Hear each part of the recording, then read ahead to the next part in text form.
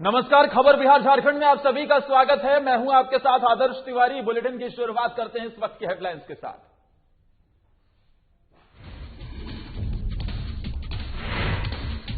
हजरत कुतुबुद्दीन शाह रिसालदार की दरगाह पर उर्स का हुआ आयोजन में लोगों की कम दिखी रौनक। सोशल डिस्टेंसिंग का पूरी तरह हुआ पालन। कटिहार के बूथ नंबर 86 और 86 का पर मतदाताओं ने वोट का बहिष्कार किया। रेल फाटक नहीं बनने से जनता नाराज। पूरे मतदान केंद्र पर सन्नाटा। गुमला शहर के बीचों बीच एक कार में लगी आग। LIC एजेंट की कार में लगी आग। आग लगने से पूरे इलाके में फैली सनसनी।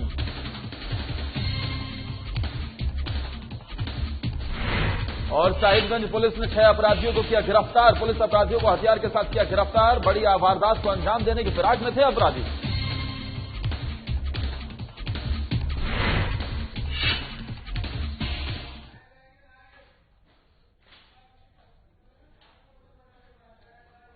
विधानसभा चुनाव के आखिरी चरण का मतदान बिहार में जारी है और कई उम्मीदवारों की किस्मत दांव पर है।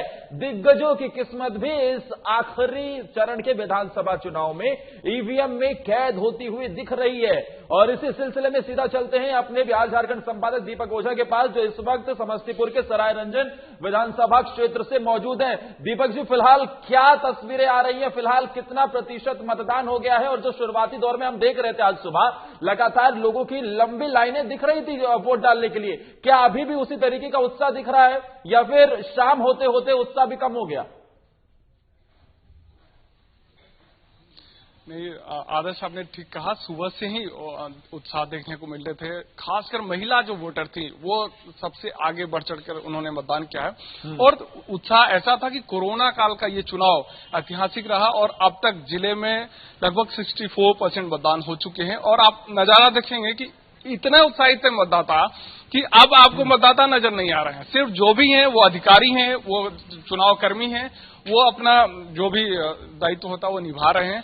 और जो प्रक्रियाएं होती है चुनाव की कि मतदाता अब नहीं आ रहे हैं तो उसके बाद ईवीएम को सील किया जाता है, ईवीएम को सुरक्षित जगह पे पहुंचाया जाता है। तो जिला प्रशासन की टीम सहित से जो मजिस्ट्रेट हैं, जो अधिकारी हैं, वो लगे हुए हैं। और अभी हमारे साथ सेक्टर मजिस्ट्रेट यहाँ कर मृगांक प्रभाकर जी हैं, उनसे जानेंगे कि क्या प्रतिशत रहा चुनाव का और पिछली बार की तरह ये अभी जो चुनाव हुआ है उसमें क्या अंतर ये देखने को मिल रहा है, क्योंकि ये कोरोना काल का चुनाव है। प्रभाकर जी, कितने परसेंटेज मतदान हुए अभी? अगर मेरे अंडर का बूथ का देखा जाए, मैं सेक्टर 10 का मजिस्ट्रेट हूँ। यहाँ पर मैंने देखा है, जो रिव्यू किया है मैंने, अभी 5 बजे का मैंने रिव्यू लिया है, उसमें हम देख रहे हैं कई बूथों पर 68% भी वोट पड़ी है। और अप्रोक्सीमेटली कहा जाए तो 60 से एबव देन ही किया गया है। तो इससे हमको देखने को मिला कि लोकसभा में जो मैं भी था उस समय लोकसभा के इलेक्शन में, तो उस समय जो एवरेज वोट था वह 55% ही रहा था। लेकिन इस बार हमने देखा जो महिलाओं की जो सहभागिता रही है वह काफी अच्छी रही है। और कोऑर्डिनेशन जो हम लोगों के स्टाफ के द्वारा, जो हमारे पोलिंग मेंबर्स हैं, हमारे जो पेट्रोलिंग मजिस्ट्रेट हैं, सबका कोऑर्डिनेशन कहा जाए अच्छा है। और आप सेक्टर मजिस्ट्रेट हैं, सुबह से क्या रुझान रहा? महिला मतदाता या पुरुष मतदाता, किनकी ज्यादा रुचि रही मतदान में? मतदान में तो दोनों की रुचि रही, अभिरुचि, लेकिन स्पेशली अभिरुचि देखी जाए तो महिलाओं की अधिक रही। क्योंकि महिलाएं जो आ नहीं पाती थी, वे लोग बस से या टेम्पू से करके, और मैंने यहाँ तक भी देखा कि वृद्ध महिलाएं, जो विकलांग महिलाएं थी, वो भी अपनी सहभागिता दे रही थी। इससे मुझे लगा कि इस कोरोना काल में उनका ये योगदान एक अच्छे से सरकार बनाने में, एक स्वच्छ सरकार बनाने में, उनकी ये योगदान के लिए मैं काफी प्रसन्न हूँ उनकी। ये चुनाव बिल्कुल अलग है कोरोना की वजह से, तो किसी तरह का संकोच, किसी तरह का भय मतदाताओं में आपने देखा? भय तो उस ढंग से नहीं देखा गया, क्योंकि जो जिला के द्वारा जो हम लोग को इंस्ट्रक्शन दिए गए थे कि थोड़ा सा दूरी बना के रखें, और यहाँ पे जो भी हमारे मेंबर थे, जो भी पोलिंग एजेंट थे या मेंबर थे, उन्होंने काफी इंस्ट्रक्शन दिए रखे थे और उस इंस्ट्रक्शन के अनुसार ही यहाँ पे बूथ पर पोलिंग की गई। और ये देखा गया कि काफी अभिरुचि लेकर ये पोलिंग हुई है। क्या ये समझा जाए कि ये संतोषप्रद मतदान हुआ आज? जी जी जी, संतोषप्रद तो एकदम देखने से तो यही लगता है, रिव्यू करने से तो यही लगता है। ये सेक्टर मजिस्ट्रेट प्रभाकर जी थे। इन्होंने कहा कि उम्मीद से ज्यादा अच्छा मतदान हुआ है और ऐसे ही जनता यदि रुचि से अपनी अभिरुचि लेकर के मतदान करे तो ही स्वच्छ चुनाव कराया जा सकता है। लेकिन दीपक ये भी समझना चाहेंगे, क्योंकि शुरुआती दौर में ये पशुपेश की स्थिति बनी हुई थी। विपक्ष की तरफ से कहा जा रहा था कि आखिर नीतीश सरकार ये चाहती है, बीजेपी ये चाहती है कि ज्यादा मतदाता घर से ना निकले कोरोना की वजह से, जिससे उन्हें फायदा हो, इसलिए चुनाव करवाए जा रहे हैं। लेकिन अब स्थिति बिल्कुल विपरीत नजर आ रही है। अब तो चुनाव में ज्यादा से ज्यादा लोग पहुंचकर अपनी भागीदारी निभा रही हैं। आंकड़े बिल्कुल भी कम नहीं है पिछली बार के मुताबिक देखा जाए तो। अब इससे किसको फायदा किसको नुकसान होता हुआ दिख रहा है, अगर बड़े परिप्रेक्ष्य में समझे तो? देखिए आदर्श, जैसे चुनाव की घोषणा हुई, किसी को ये उम्मीद नहीं था कि ये चुनाव प्रतिशत होगा और इतना रुचि लेकर के मतदाता घर से बाहर निकलेंगे। चूंकि लोग अपने जरूरत की सामान खरीदने के लिए घर से भी नहीं निकल पा रहे थे। लेकिन जो मतदान है, सरकार अपने स्तर पे जागरूकता अभियान भी चला रही थी कि कोरोना से बचने के सारे उपाय किए गए हैं बूथ पर। आप निसंकोच होकर के घर से निकले और अपने मताधिकार का प्रयोग करें, और जनता ने ये किया है। और जो वोट प्रतिशत देखने को मिल रहा है 64%। आपको सेक्टर मजिस्ट्रेट ने बताया कि पिछले चुनाव में भी उन्होंने ड्यूटी करा था, लेकिन 58% ही मतदान हुए थे। तो बनस्पत देखा जाए पिछले चुनाव के, तो कोरोना काल में भी ये अच्छा मतदान हुआ है और लोग जागरूक होकर के मतदान कर रहे हैं। आदर्श, बिल्कुल लोग जागरूक होकर मतदान कर रहे हैं, घर से निकल रहे हैं। लेकिन जिस विधानसभा सीट पर आप मौजूद हैं, सराय रंजन विधानसभा सीट पे, दीपक ये जानना चाहेंगे कि लोग आखिर किन मुद्दों को लेकर वोट देने घर से निकले? क्या स्थानीय मुद्दे ज्यादा हावी दिखे, या फिर बड़े पैमाने पर जो मुद्दे हैं, फिर चाहे बात वो बेरोजगारी की हो, फिर चाहे वो बात अगर बीजेपी और एनडीए की बात की जाए तो राष्ट्रवाद का जो मुद्दा उठाया जा रहा है, उस पर भी लोग क्या बढ़ चढ़कर मतदान करते हुए दिखाई दिए, या फिर स्थानीय मुद्दे इस पर ज्यादा हावी? देखिए आदर्श, ये लोकसभा का चुनाव नहीं है। जो राष्ट्रीय स्तर पर चुनाव लड़ा जाता है वो लोकसभा में वो मुद्दे होते हैं। लेकिन पहली बार ऐसा चुनाव देखने को मिल रहा है बिहार में जो स्थानीय मुद्दों को पर वोट दिया जा रहा है, और लोग चाह रहे हैं कि जो अब तक हुआ है उसमें बदलाव हो। हर बूथ पर कई विधानसभा क्षेत्रों का हम लोगों ने दौरा किया है, सिर्फ लोग यही चाहते हैं बदलाव हो। आखिर किस चीज में बदलाव हो? लोग इतना तक भी बोल रहे हैं कि हमें शिक्षा में बदलाव चाहिए, स्वास्थ्य में बदलाव चाहिए, और लोगों का ये कहना है कि यदि हम शिक्षित हो जाएंगे तो रोजगार तो हम छीन लेंगे। ऐसी मतलब इच्छा शक्ति है इसको लेकर।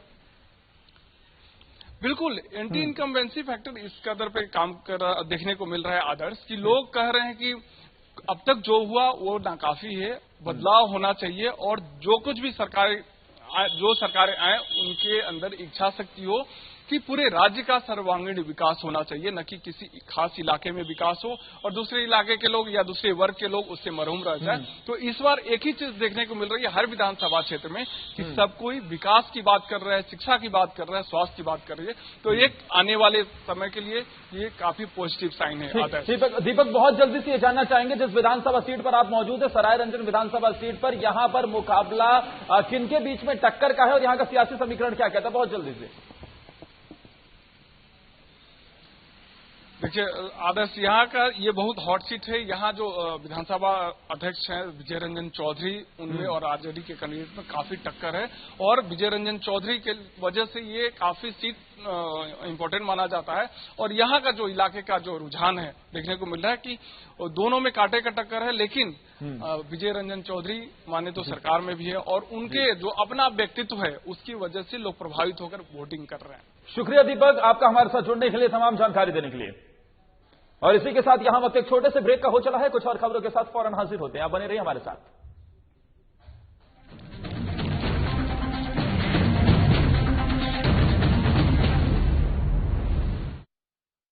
बच चुका है बिहार में चुनावी बिगुल, सजने लगे हैं चुनावी अखाड़े। क्या है बिहार में विकास का हाल? कितने हुए वादे पूरे, कितना हुआ विकास? 15 साल के सुशासन में कितना बदला बिहार, या जनता है लाचार? आपको बताएंगे बिहार विधानसभा के सभी 243 सीटों का ताजा हाल। बिहार चुनाव की हर खबरों से रहिए खबरदार। बिहार झारखंड के साथ।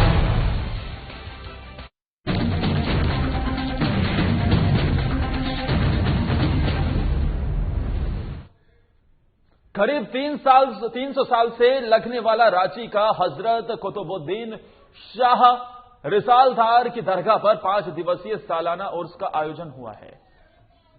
लेकिन कोरोना को लेकर आयोजित इस उर्स में पिछले उर्स की तुलना में रौनक देखने को नहीं मिल रही है।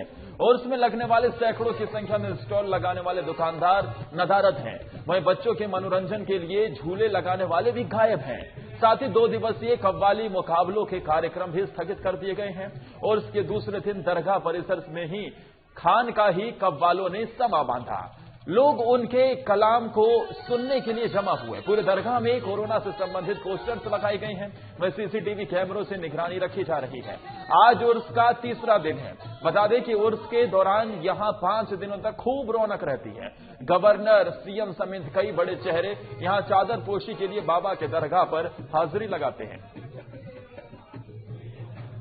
पहला ऐसा साल है जो कोरोना महामारी में हजरत कुतुबुद्दीन रिसालदार शाह रहमतुल्लाह अलैह का उर्स मनाया जा रहा है। और यहाँ हर साल इतनी ज्यादा भीड़ होती थी कि मैं आपको बता नहीं सकता। लेकिन इस साल क्योंकि कोरोना का माहौल है इसलिए भीड़ तो कम है, लेकिन हर मजहब के लोग, हिंदू, मुस्लिम, सिख, ईसाई, तमाम लोग यहाँ आ रहे हैं। और सोशल डिस्टेंसिंग का खास ख्याल किया जा रहा है, क्योंकि आप देख भी रहे होंगे सब तरफ बाकायदा पोस्टर लगाया जा रहा है, मास्क लगाकर, सैनिटाइजर लगाकर लोगों को अंदर प्रवेश करने दिया जा रहा है। सिमरी बख्तियारपुर विधानसभा सीट से एनडीए के वीआईपी पार्टी प्रत्याशी सन ऑफ मल्लाह मुकेश साहनी ने अपनी जीत का दावा करते हुए कहा कि 200 से ज्यादा सीटों पर एनडीए की जीत होगी। साथ ही एक बार फिर नीतीश कुमार के नेतृत्व में बिहार में सरकार बनेगी। अच्छी बात है कि शांतिपूर्ण पूरे प्रदेश में तीसरे चरण का मतदान हो रहा है और बहुत मजबूती से स्पष्ट क्लियर है कि हम लोग एक बड़े मार्जिन से बिहार में सरकार बना रहे हैं एनडीए का, और 200 से अधिक सीट जीत के हम लोग सरकार बनाएंगे। उसमें कहीं किंतु परंतु नहीं है। और बिहार में तो एक आगे निकल चुका है कि बिहार में आज की तारीख में कोई विकल्प नहीं है माननीय नीतीश कुमार जी के सामने में, और बिहार उन्हीं के नेतृत्व में आने वाले 5 साल भी बढ़िया से चलेंगे। आज सर आप सिमरी बख्तियारपुर में हैं, आपने क्षेत्र का दौरा भी किया, अपने जीत के प्रति कितने आश्वस्त? एकदम 100% जीत का एकदम सुनिश्चित हो चुका है। बिहार के कटिहार में तारिक अनवर ने कटिहार सदर सीट के गामी ढोला स्थित मतदान केंद्र श्यामा संस्कृत विद्यालय के मतदान केंद्र पर मतदान किया। इस दौरान कांग्रेस के राष्ट्रीय महासचिव तारिक अनवर ने ज्यादा से ज्यादा लोगों से मतदान करने की अपील की। उन्होंने कहा कि लोकतंत्र के महापर्व में एक वोट का वहां पर महत्व होता है। वोट देना हर भारतीय का अधिकार है, उसका पूर्ण रूप से इस्तेमाल होना चाहिए। अच्छा राज्य बने, अच्छी सरकार बने, इसके लिए ही चुनाव होता है।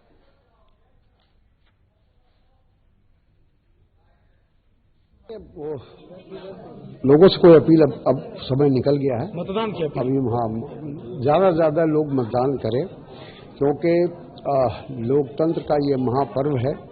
एक एक वोट का महत्व होता है। ये एक तरह से कहा जाए कि हर भारतीय का जन्मसिद्ध अधिकार है, संवैधानिक अधिकार है, और उस अधिकार का पूरे तरह से उसका इस्तेमाल होना चाहिए और अच्छा राज्य बने, अच्छी सरकार बने, साफ सुथरी सरकार बने, इसी के लिए चुनाव होता है। इस बात का लोग ध्यान रखें और इस बात को सामने रखकर वोट डालें। धर्म, जाति, बरादरी इन चीजों से ऊपर उठना चाहिए और पूरे राज्य के बारे में सोचना चाहिए।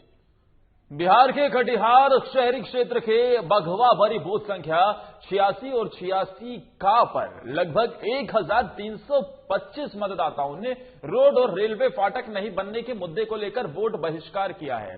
पूरा मतदान केंद्र खाली रहा, एक भी मतदाता वोट करने नहीं पहुंचा। हालांकि जिला प्रशासन की टीम उन्हें मनाने की कोशिश करती रही, लेकिन वो माने नहीं। उनकी नाराजगी मौजूदा जनप्रतिनिधि से है, चाहे जल जमाव हो या रेलवे क्रॉसिंग का, आज तक किसी ने इनकी समस्या पर सुध नहीं ली।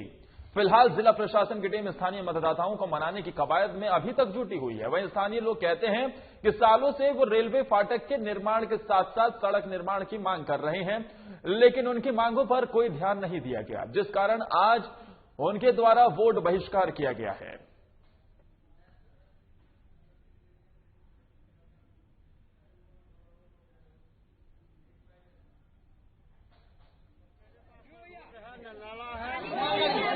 कमिश्नर आता है देखने के लिए, नगर निगम गए 10 रोज, कमिश्नर के पास में गए 10 रोज, कोई सुनवाई नहीं लिया। 15 साल विधायक रहे, 15 साल के सर भी रहे, महतो जी भी यहाँ हम लोग जिताए हैं, कोई लेकिन सहारा ही बगवाबाजी देखने वाला नहीं है। किसी को लेकर वोट बचता? हाँ, इसी कारण वोट भटकार कर आवाज बड़ा इकट्ठा हम लोग होते हैं, वोट गिरा है। वो अनजान आदमी के बाहर में घर भला नहीं गिराते हैं, लेखन में चलाते हैं, कोई गिराए हैं। और वक्त एक और छोटे से ब्रेक का हो चला है। कुछ और खबरों के साथ फौरन हाजिर होते हैं, आप बने रहिए हमारे साथ।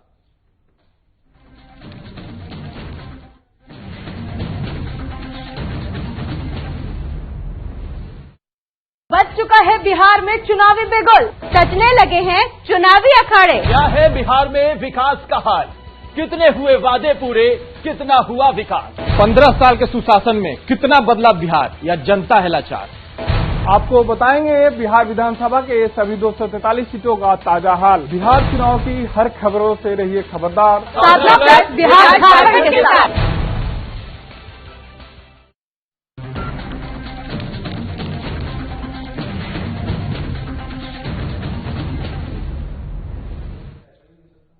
जेडीयू प्रत्याशी विजेंद्र प्रसाद यादव ने अपने मताधिकार का प्रयोग करते हुए मतदान किया। बता दें कि सुपौल विधानसभा के जेडीयू उम्मीदवार और सरकार के ऊर्जा मंत्री विजेंद्र प्रसाद यादव ने मध्य विद्यालय गौरवगढ़ में मतदान किया है। वहीं कांग्रेस प्रत्याशी मिन्नत रहमानी मध्य विद्यालय चकडुमरिया में अपना वोट डालने पहुंचे। आपको बताते चलें कि विजेंद्र प्रसाद यादव बीते 30 सालों से सुपौल विधानसभा का लगातार प्रतिनिधित्व करते आ रहे हैं। इस बार चुनाव में जेडीयू प्रत्याशी विजेंद्र प्रसाद यादव का सीधा मुकाबला कांग्रेस उम्मीदवार मिन्नत रहमानी से है। वहीं इन दोनों उम्मीदवारों के बीच में अहम भूमिका एलजेपी उम्मीदवार प्रभाष चंद्र मंडल का भी है। वो भी पूरी ताकत से चुनावी मैदान में ताल ठोक रहे हैं। मौके पर विजेंद्र प्रसाद यादव ने कहा कि एनडीए की सरकार भारी बहुमत से बनने वाली है। साथ ही उन्होंने आम जनता से वोट करने की अपील की। साथ ही कांग्रेस उम्मीदवार मिन्नत रहमानी की बात करें तो उन्होंने कहा कि बिहार में महागठबंधन की सरकार बनने वाली है। मिन्नत रहमानी ने भी मतदाताओं से घर से बाहर निकलकर वोट डालने की अपील की है। नहीं, महसूस तो अभी कई सारे बूथ पर भी जाना हुआ, और ये तो मेरा अपना बूथ था, तो यहाँ भी वोट देने के लिए हम आए हैं। तो सुबह से जितने भी बूथ पर गए, मुझे तो लगता है कि इस बार का चुनाव जो मैं शुरू से कहता हुआ आ रहा हूँ कि सुपौल विधानसभा के लिए खास करके ये चुनाव जनता लड़ रही है अपने राजा के खिलाफ, क्योंकि जिस तरीके से पिछले 30 वर्षों से वो भ्रमित हुए हैं और कहीं न कहीं वो ठगी के शिकार हुए हैं। आज जो है जनता पूरे 30 साल और पिछले 15 वर्ष के मंत्रिमंडल के तमाम हिसाब चुकता करने के लिए आज मतदान केंद्रों पर सुबह से ही काफी हुजूम है। जदयू नहीं, एनडीए की सरकार। क्या लगता है सर कि इस बार कितना सीट आ पाएगा? 150 से कम सीट नहीं आनी चाहिए, कम से कम एनडीए को। आप लोग चिराग पासवान आपके खिलाफ हर जगह प्रत्याशी दे रखे हैं, तो उससे कितना नुकसान हो रहा है? अंतिम चरण का कोई नुकसान नहीं है। एक वक्त याद कीजिए 10 में रामविलास पासवान लालू जी एक साथ लड़े, क्या फर्क पड़ गया? दुमका शहर के मेन रोड बाजार में दुकान की संचालिका की सरेआम हत्या किए जाने का मामला सामने आया है। मृतका का नाम पुष्पा हिम्मत सिंह का है, जो मेन बाजार में बक्से की दुकान का संचालन करती थी। दोपहर 12 बजे के करीब कुछ युवकों ने उन पर गोली चलाई, जिसके बाद गंभीर अवस्था में उसे सदर अस्पताल ले जाया गया, जहां चिकित्सकों ने उसे मृत घोषित कर दिया। नगर थाना पुलिस मौके पर पहुंचकर मामले की जांच में जुट गई है।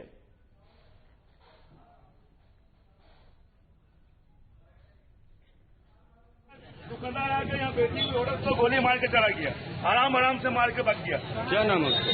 रोकी हिम्मत सिंह का, उसका बाप का नाम शिव कुमार हिम्मत सिंह का। तो गोली किसने मारा? थाना पुलिस में 1000 बार लिख के दिए सर, कोई सुनवाई नहीं। हम लोग बोलते हैं हम लोग जान पर खतरा है, हर्ष में खतरा है, हर्ष में बोलता है गोली मार देंगे, हर्ष में गोली मार देंगे। किसको मार दिया? थाना पुलिस कुछ नहीं किया। गोली किसको मार दिया? वाइफ को मारा मेरी वाइफ। क्या नाम है वाइफ का? पुष्पा हिम्मत सिंह का। अच्छा, वो रिश्ते में आपको कौन लगता है? वो क्या है हमारा, लेकिन उससे हम लोग लेन देन नहीं है। गुमला शहर के बीचों बीच एलआईसी ऑफिस के सामने एक कार में अचानक आग लग गई। आपको बता दें कि कार एलआईसी के एजेंट की थी। अपने काम से LIC ऑफिस में था। जब उनकी कार में आग लगी तो सड़क पर चलने वाले लोगों ने हल्ला किया तो देखा कि कार पूरी तरह से जल चुकी थी। बताते चलें कि आनन फानन में फायर ब्रिगेड को फोन किया गया तो मौके पर फायर ब्रिगेड 1 घंटे की देरी से पहुंची। कार में आग लगने के बाद पूरे इलाके में सनसनी फैल गई।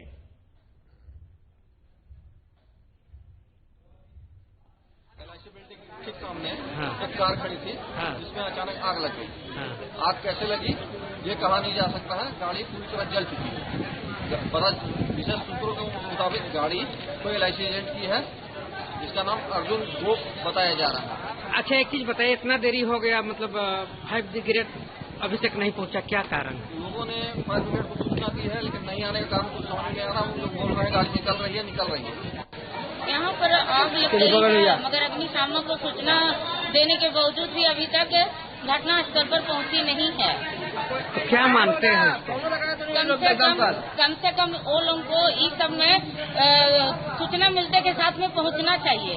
अगर किसी का जान जाने का भी आदमी को संभावना रहेगा तो उसके बाद जान जाने के बाद क्या अग्निशामक हमारी सेवा में उपस्थित होगी। उधर जमशेदपुर पोटका के ठांगराइन से चाकड़ी गांव जाने वाली सड़क काफी जर्जर हो चुकी है जिससे आम जनता को काफी दिक्कत का सामना करना पड़ता है। बताया जा रहा है कि दर्जनों गांव के लोग इसी मुख्य सड़क से आना जाना करते हैं। प्रशासन द्वारा इस ओर अब तक कोई विशेष ध्यान नहीं दिया गया है। ग्रामीणों ने इस क्षेत्र में सड़क बनवाने का आग्रह किया है।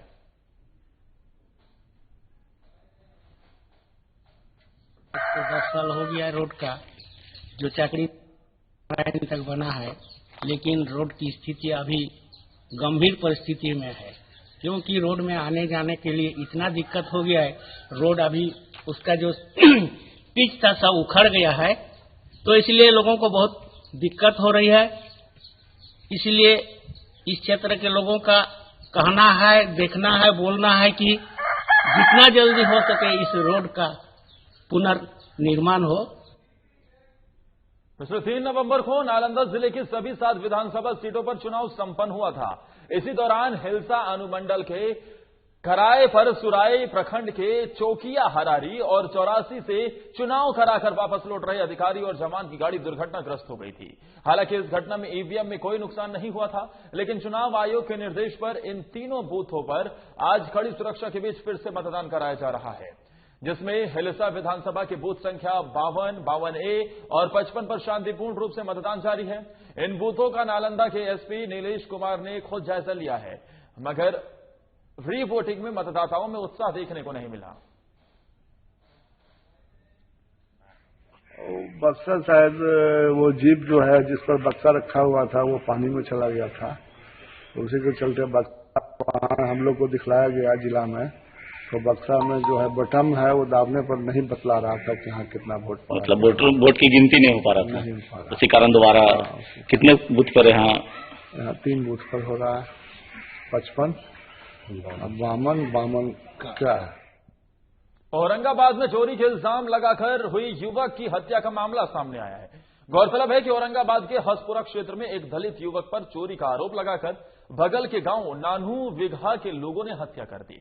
मृतक के परिवार वालों का कहना है कि मृतक 4 बजे सुबह में मछली मारने के लिए घर से गया हुआ था, जिससे नानू विघा गांव के लोगों ने उसकी हत्या कर दी। हत्या की खबर मिलते ही हसपुरा थाना की पुलिस घटनास्थल पर पहुंचकर शव को अपने कब्जे में ले लिया गया। मृतक के परिजन के द्वारा घटना को लेकर एक प्राथमिकी दर्ज कराई गई है, जिसमें नानू विघा के कई लोगों को नामजद अभियुक्त बनाया गया है। हालांकि इस मामले को हसपुरा पुलिस गंभीरता से लेते हुए 5 आरोपियों को गिरफ्तार कर जेल भेज दिया गया है। मेरा भाई मछली मारने गया था सुबह में, उसी दौरान देखे तो वहाँ हाइए में गया, इधर यहाँ से 3 किलो को मार दिया। कौन मार दिया? वहाँ पर लोग नानी दिया था। नानी भी गया। क्यों मारा? क्यों मारा? मारा हम लोग ऐसी करके मारा, घींच के मारा जाके। क्यों? क्या तुम्हारी की पसंद है? ये है कि वोट के मैटर में वोट देने के लिए क्या मांग है? आप लोग क्या कर रहे हैं? यही मांग है कि उसका न्याय होना चाहिए। जो अपराधी मारा है, मेरा 8 लाख रुपया चाहिए, एक नौकरी चाहिए। सुबह आज जो है 7 बजे के करीब हमारे मोबाइल पे एक बंधु ने फोन किया, जो हमारे समर्थक हैं, उन्होंने बताया, घटना की जानकारी दी कि एक दलित परिवार के लड़का जो है, नाम सोनू जाना जाता है, उर्फ गोरा के नाम से है, उसकी हत्या कर दी गई। मैंने जब विस्तार से पूछा कि ऐसे किसी का कोई हत्या नहीं करता है, मामला क्या है बताइए, तो बोला कि 4 बजे भोर में वो निकला था शौच के लिए और इसी बीच में हल्ला कर उसको डकैत के हल्ला कर करके कोई यादव जी हैं नानोगी घाट के, उनके यहाँ चोरी का इल्जाम लगा करके उनको गांव के लोगों ने मारा, घर के लोगों ने मारा। ये मैंने फोन पे सूचना मिली और मिलने के बाद फिर हम अपने स्तर से अपने लोगों से जानकारी प्राप्त किया, तो जानकारी में ये पता चला कि शायद प्रेम प्रसंग का मामला है, लेकिन लड़की पक्ष के जो लोग हैं या यादव परिवार के जो लोग हैं जिनके यहाँ ये चोर मारा गया, उनके कथना अनुसार उनके यहाँ बच्ची 12 साल की है और उसका भी ऑपरेशन बाहर चल रहा है, छोटी बच्ची है। कुछ लोगों से यह भी पता चला कि राजनीतिक खुन्नस भी है। साहिबगंज नगर थाना क्षेत्र के पुरानी साहिबगंज क्षेत्र से पुलिस ने 6 अपराधियों को गिरफ्तार किया है। आपको बता दें कि ये सभी अपराधी किसी बड़ी घटना को अंजाम देने के इरादे से जा रहे थे। इसी दौरान पुलिस निरीक्षक नगर को गुप्त सूचना मिली। इस सूचना के आधार पर सदर एसडीपीओ के नेतृत्व में इस क्षेत्र में छापेमारी की गई है। इस दौरान इन अपराधियों को हथियार के साथ गिरफ्तार किया गया है। मुख्य अपराधी मनीष परिहार से पूछताछ के दौरान जानकारी मिली कि अप्रैल 2020 में प्रवीण यादव जमीन व्यवसायी की हत्या इन्हीं लोगों ने की थी। साथ ही एसपी ने बताया कि प्रवीण यादव के घर से चोरी किए गए सामान को भी बरामद कर लिया गया है और हत्या में इस्तेमाल किए गए चाकू को भी बरामद कर लिया गया है। आगे सभी अपराधियों को न्यायिक हिरासत में भेज दिया गया है। इस गिरफ्तारी में मुख्य रूप से साहिबगंज एसडीपीओ विजय आशीष कुजूर, नगर थाना प्रभारी सह पुलिस निरीक्षक सुनील कुमार सिंह, सहयोगी पुलिसकर्मी सहित अन्य सशस्त्र बल शामिल थे।